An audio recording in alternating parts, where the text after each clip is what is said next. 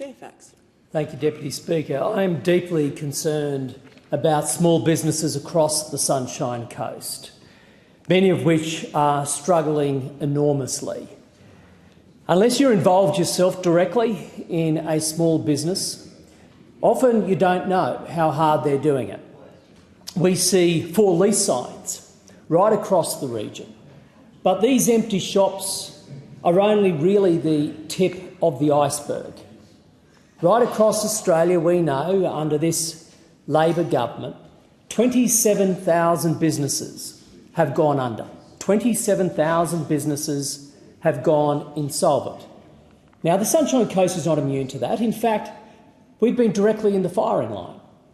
According to ASIC data, that sector of the economy most impacted has been the construction sector, constituting around about 27% of all insolvencies.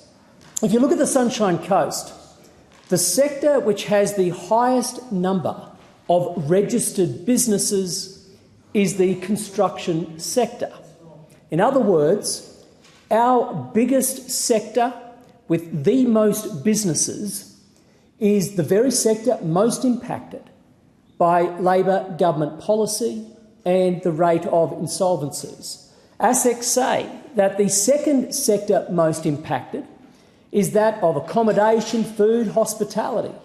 Again, a major sector on the Sunshine Coast, which is why so many of our residents, amidst a cost of living crisis, are doing it especially tough because they either own a small business or they work for a small business.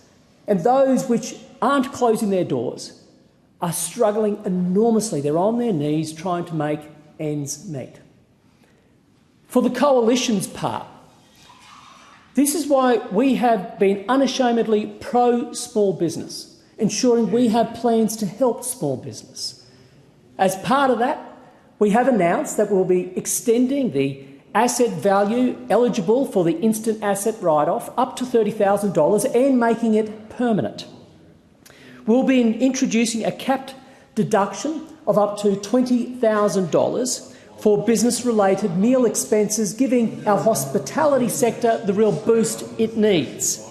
On industrial relations, we'll be reversing the damaging aspects of Labor's complex industrial relations reforms, including returning to a simple definition of a casual worker.